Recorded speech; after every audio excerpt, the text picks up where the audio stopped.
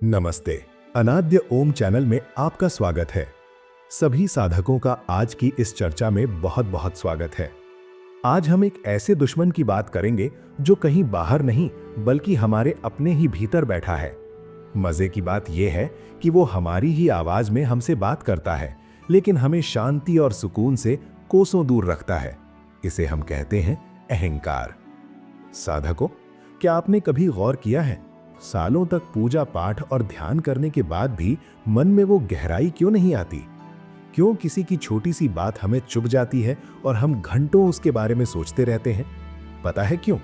क्योंकि हम अहंकार को ऊपर ऊपर से तो छोड़ना चाहते हैं, पर ये नहीं जानते कि ये कितना चालाक है। आज हम इस मैं की परतों को एक एक करके खोलेंगे। आज हम उस दरवाजे की बात करेंगे जिसे पार किए बिना परमात्मा से मिलना मुमकिन ही नहीं है। देखिए, अध्यात्म में अहंकार का मतलब सिर्फ घमंड नहीं होता। अहंकार का मतलब है एक गलत पहचान। हम ये मानने लगते हैं कि मैं ये शरीर हूं, मैं ये नाम हूं, मैं ये नौकरी या पद हूं। जरा सोचिए, आप एक फिल्म देख रहे हैं और फिल्म के हीरो को दुख होता है तो आप रोने लगते हैं। आप भूल जाते हैं कि आप तो सिर्फ फिल्म देख रहे हैं, आप वो हीरो नहीं हैं। बस यही अहंकार है। भगवान कृष्ण ने गीता में बड़ी कमाल की बात कही है। वे कहते हैं कि दुनिया के सारे काम प्रकृति कर रही है, लेकिन हम बेकार में ही क्रेडिट लेने की कोशिश करते हैं कि ये मैंने किया। और यही वो छोटी सी गलती है जो हमें दुखों के चक्कर में फंसाए रखती है। अब एक गहरी बात सुनिए। जब हम साधना शुरू करते हैं तो हमारा बाहरी अहंकार जैसे पैसे या रुतबे का घमंड तो कम होने लगता है, लेकिन यहीं पर अहंकार अपना सबसे खतरनाक रूप बदलता है। इसे हम कहते हैं आध्यात्मिक अहंकार। ये बहुत मीठा और जहरीला होता है। ये हमारे कान में फुसफुसाता है, देखो मैं कितना बड़ा साधक हूँ, मैं तो रोज सुबह 4 बजे उठता हूँ, मैं इन आम लोगों से कितना बेहतर हूँ। ये तो वैसा ही हुआ जैसे आपने लोहे की जंजीर उतारकर सोने की जंजीर पहन ली। जंजीर तो फिर भी जंजीर ही है ना। महर्षि रमन कहते थे कि अहंकार उस चोर की तरह है जो खुद ही पुलिस की वर्दी पहनकर चोर को पकड़ने निकल पड़ा है। जब तक आपके मन में ये ख्याल है कि मैं साधना कर रहा हूं, तब तक वो मैं जिंदा है। असली बात तो तब है जब साधना हो पर करने वाला कोई ना बचे।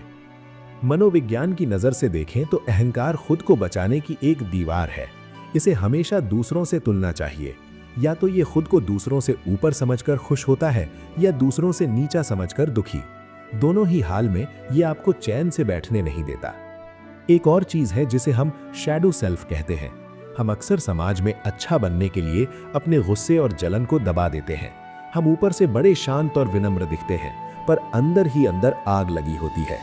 दबाया हुआ अहंकार और भी डरावना हो जाता है क्योंकि वो हमें नजर नहीं आता।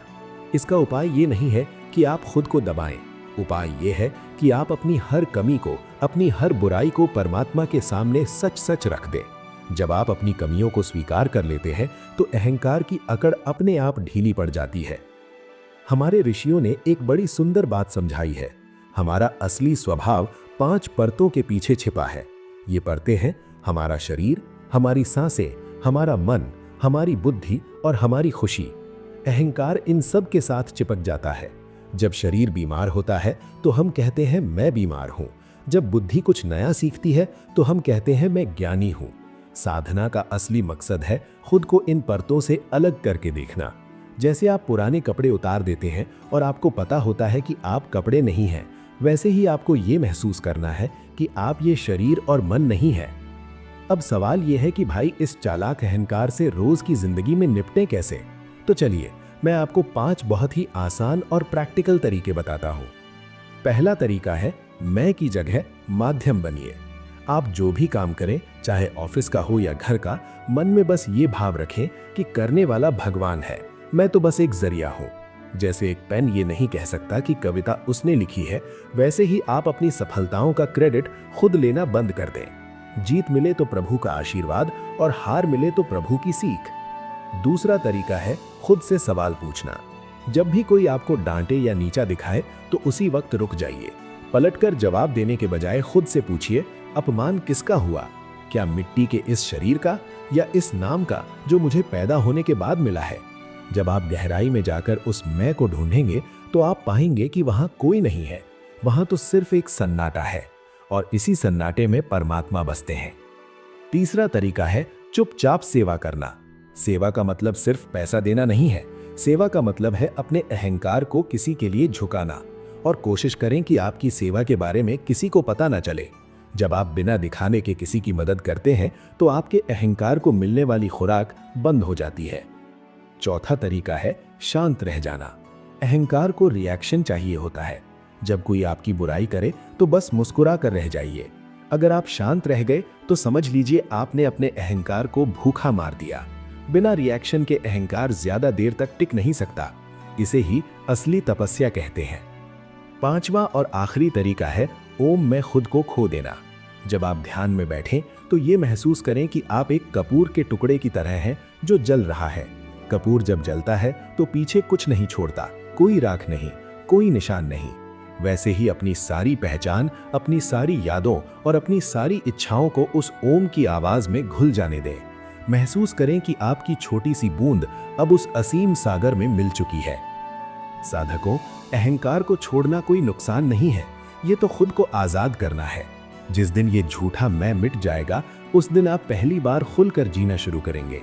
स्वामी विवेकानंद कहते थे कि हम असल में सूरज की तरह चमक रहे हैं, पर हमने खुद को बादलों में छिपा रखा है।